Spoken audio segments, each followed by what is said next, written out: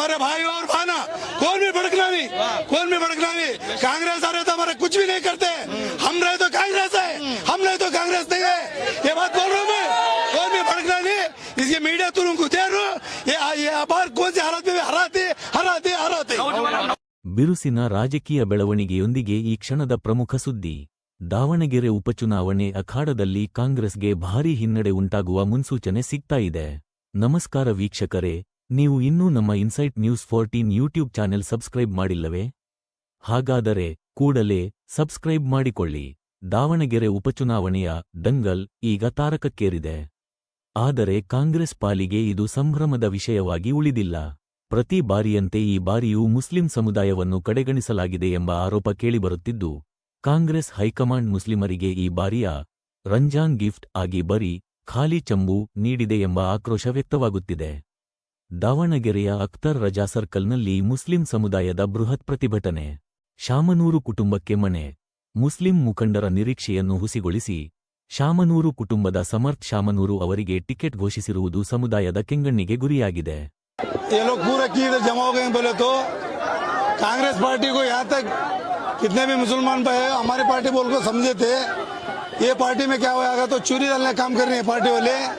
ये पार्टी के national level सुजेवाला को मुसलमानों को कीमत नहीं तो करा, तुम्हारे से हम नई पार्टी बंदे बोल के बोल रहा है। ये जो हमारा ताकत क्या है मुसलमानों को हमें बताना।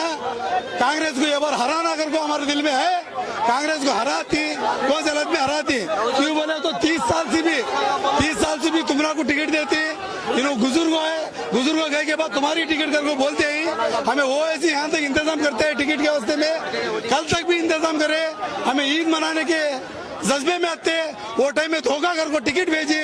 बी फार्म बेंगलुरु दिल्ली से बोले डीके शिव कुमार जी बोलते मेरे को आधे घंटे के पहले आ गया न्यूज, उसके लिए मैं देर बोल रहे डीके शिव कुमार सुरजेवाला सिद्धरामैया सब बिल को हमारे को धोखा करिए। हमारे पास मुसलमानों को बहुत सारे मुसलमानों को धोखा करिए। हमने को वोट बैंक बनाई नौजवानों छोकरा। हम वोट किसको इंडिपेंडेंट दिएंगे नहीं जीतेंगे, बीजेपी को वोट देते कुछ भी नहीं होने वाला। बीजेपी को वोट जिताते अभी इधर क्या भड़का रही है? बीजेपी होता गलाटा होता, बीजेपी तो वो होता भड़का रही है, हमारे औरतों को भड़का रही है। मेहरबानी कर को ये मीडिया लेवल में मैं बोल रहा हूँ, हमारे भाई और भाना कौन भी भड़कना नहीं। कांग्रेस आ रहे तो हमारे कुछ भी नहीं करते, हम रहे तो कांग्रेस है, हम रहे तो कांग्रेस नहीं है। ये बात बोल रहा हूँ मैं, कौन भी भड़कना नहीं। इसके मीडिया तुरंत दे रो ये अबार कौन सी हालत में हराते। ನಗರದ ಹೃದಯ ಭಾಗದಲ್ಲಿರುವ ಅಖ್ತರ್ ರಜಾ ಸರ್ಕಲ್ನಲ್ಲಿ ಸಾವಿರಾರು ಸಂಖ್ಯೆಯಲ್ಲಿ ಜಮಾಯಿಸಿರುವ ಮುಸ್ಲಿಂ ಬಾಂಧವರು ಕಾಂಗ್ರೆಸ್ ವಿರುದ್ಧ ರಣಕಹಳೆ ಮೊಳಗಿಸಿದ್ದಾರೆ.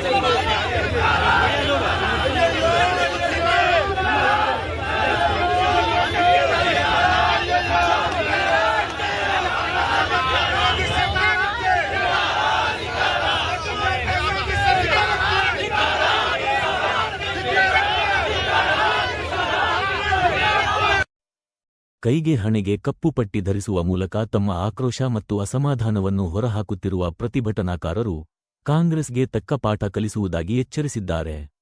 ಪಕ್ಷ ಸತತವಾಗಿ 1947 ಸ್ವಾತಂತ್ರ್ಯ ಸಿಕ್ಕಿದಾಗಿನಿಂದಲೂ ನಾವು ಅಲ್ಪಸಂಖ್ಯಾತರು, ದಲಿತರು, ಎಲ್ಲ ಮಹಿಳಾ ವರ್ಗದವರು ನಾವೆಲ್ಲರೂ ಕಾಂಗ್ರೆಸ್ ಪಕ್ಷದ ಬೆನ್ನೆಲುಬಾಗಿ ಕೆಲಸ ಮಾಡ್ಕೊಂತ ಬಂದಿದ್ದೀವಿ.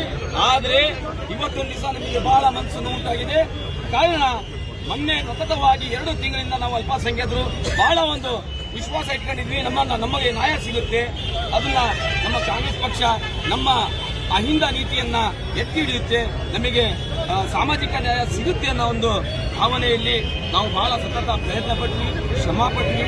ಆದರೆ ನಮಗೆ ನಮ್ಮ ಉಲ್ಮಾಗಳಿಗೂ ಬೆಲೆ ಕೊಡದ ನಮ್ಮ ಸುಜಾವಾಲ ಅವರು ಮತ್ತೆ ದುಳ್ಳತನದ ಮುಖಂಡರು ಯಾವುದೇ ಕಾರಣಕ್ಕೂ ಅಲ್ಪಸಂಖ್ಯಾತರನ್ನ ಕಡೆಗಣಿಸುವ ಪ್ರಶ್ನೆಯೇ ಇಲ್ಲ. ನಾವು ಸತತವಾಗಿ ಸುಮಾರು 74 ವರ್ಷವನ್ನು ಕಾಂಗ್ರೆಸ್ ಪಕ್ಷದ ಬೆನ್ನೆಲುಬಿಗೆ ನಿಂತಿದ್ದೇವೆ. ಆದರೆ ಇನ್ನು ಮೇಲೆ ಇದನ್ನ ನೀವು ಇದೇ ತರ ನಮ್ಮ ಮೇಲೆ ಮಲತಾಯಿ ಧೋರಣೆಯನ್ನು ಅನ್ವಯಿಸಿದಲ್ಲಿ ನಾವು ತಕ್ಕ ಪಾಠವನ್ನು ಕಲಿಸಿದ್ದೇವೆ.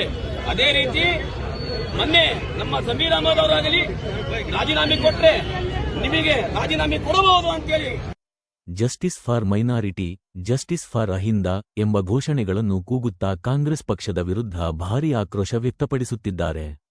ಪ್ರತಿ ಚುನಾವಣೆಯಲ್ಲೂ ನಮ್ಮ ಮತ ಬೇಕು, ಆದರೆ ಅಧಿಕಾರ ಹಂಚಿಕೆಯ ವಿಷಯ ಬಂದಾಗ ನಮ್ಮನ್ನು ಮೂಲೆಗುಂಪು ಮಾಡಲಾಗುತ್ತಿದೆ ಎನ್ನುವುದು ಪ್ರತಿಭಟನಾಕಾರರ ನೇರ ವಾದ.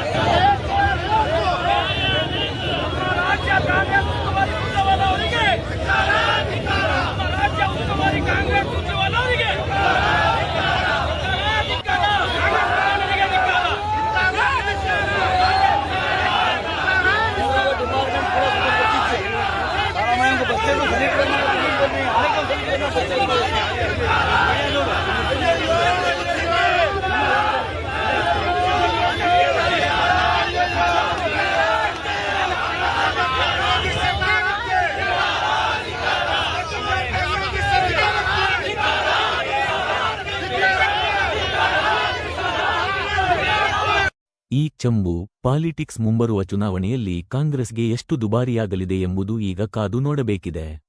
ಇದು ಈ ಹೊತ್ತಿನ ವಿಶೇಷ. ಮುಂದಿನ ಸುದ್ದಿಗಳಿಗಾಗಿ ನೋಡ್ತಾ ಇರಿ ಇನ್ಸೈಟ್ ನ್ಯೂಸ್ 14.